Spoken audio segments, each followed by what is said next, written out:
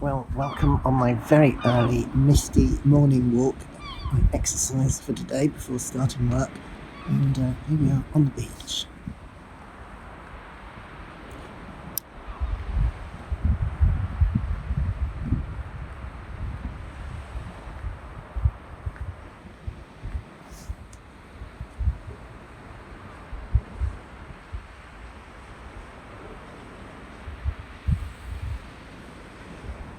I think there's me and one person and a dog somewhere on the beach, so it's fairly quiet, and we're heading to where the fishing boats are.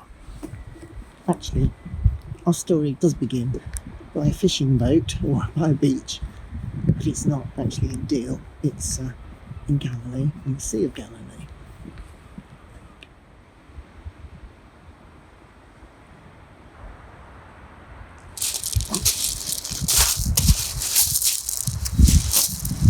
So, in John chapter 21, we read about Jesus appearing to the disciples by the Sea of Galilee.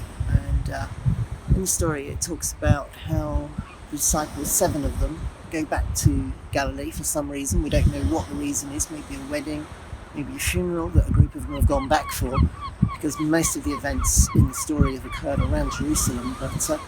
And it says that Peter decided to go fishing that night.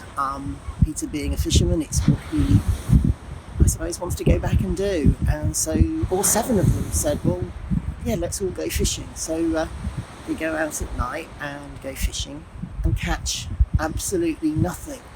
So the next morning, as the sun is rising, they're coming back to shore, and somebody from the shore calls them and tells them to put their nets down on the other side.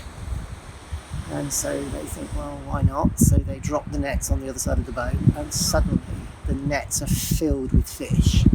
And everybody on the boat seems to be fascinated by the catch of fish, except John.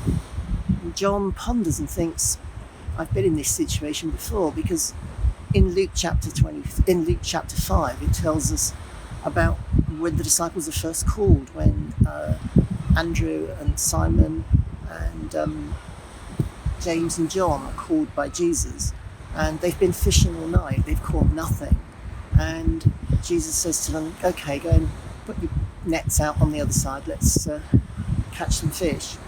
And again the nets are filled, and Peter realizes that Jesus is somebody special, and he's like, I'm not worthy of this, I'm not good enough. And they're called, and they become fishers of men. And John remembers this event, and John's thinking, that's Jesus. And so he turns to Peter, who's busy with the nets, and says, it's the Master, it's the Lord. And Peter's character comes out in the story. John is the thinker, it seems, and Peter is the impetuous one. Peter gets up, jumps off the boat, and swims to the shore. There's Jesus with a barbecue. First recorded incident of a beach barbecue, as far as I'm aware.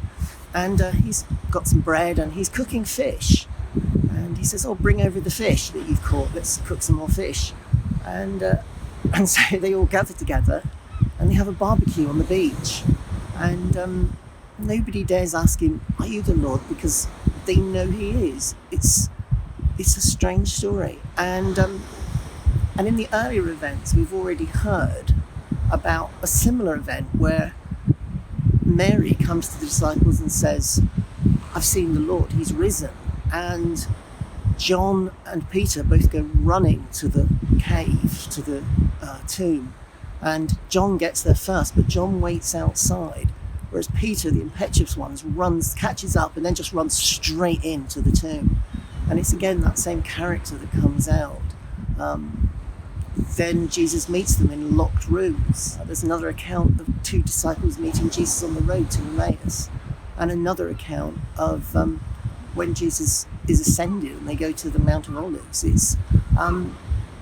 None of these events occur in synagogues, and here we are all locked in, and we're not able to meet in gatherings, and yet that doesn't stop Jesus meeting with us, be it on our daily exercise, be it in our homes, be it over Skype with friends. It's, he's Lord of all and can meet us in all situations.